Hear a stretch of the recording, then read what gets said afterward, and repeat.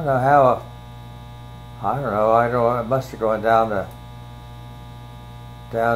St. Michael's or something and saw him and sort of fell in love.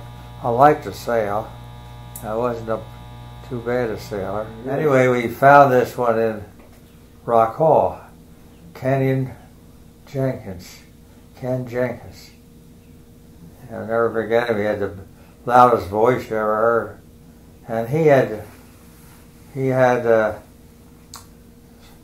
I guess fixed her up.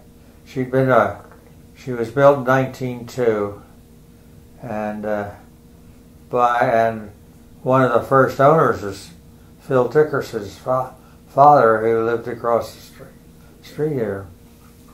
And anyway, I asked Phil if he couldn't purchase it, and everything's going fine, and trying to keep our name out of it, of course. And pretty soon Phil was acting funny. He was trying to avoid me or something. Phil would never lie. And he was avoiding me, and it turned out that my wife bought it and gave it to me for Christmas, which I think she regretted ever after. It's a disease. That's what I always tell the kids, and they've told me back. Once you sail on her, you keep wanting to keep doing it. I had a second boat in, and we'd get on her and drive at different ports. And when we first started, nobody liked us, and they did everything they could to put us down. But we just smiled, sail, and anybody in trouble, we tried to help them. Pretty soon we were accepted. Dorothy Martin started to have cocktail parties, but Janet didn't want drunks all over the damn county, so she started to have dinner. Kind of took her a week, great big pots and stuff, and then some of the other mothers and wives helped her a little bit, and it got to be quite a party. So we took on dinner, and then Dorothy gave up the cocktail party, so we did a ball. And the only trouble is, there'd be a couple of guys out there arguing at 12 o'clock at night, and we want to go to sleep. Well, I've got 3 grandkids that are so anxious that I'm going to start a trust and make them part of it. I'm going to leave the Canoe and the Yetsko, which is a 32-foot power boat, and our chase boat, tow boat, everything. And this trust is supposed to be 22, but the most we get racing now is 16. But part of that is age. You get Bill Hanlon and his wife. They built her, and they built the Canoe, made the mast, sewed the sails, everything. It was number 76 because they launched her in 1977. Some of them have been sailing all their lives. I mean, Jimmy Wilson, the youngest person on his canoe, been sailing with him for something like 25 years. And he inherited it from his brother. And his father sailed it before that. That was the now I'm talking about magic now. And, but they were nice people. They all were nice people. And by having our parties up here, we think we introduced them to each other. Everybody hated the other people on the other canoe.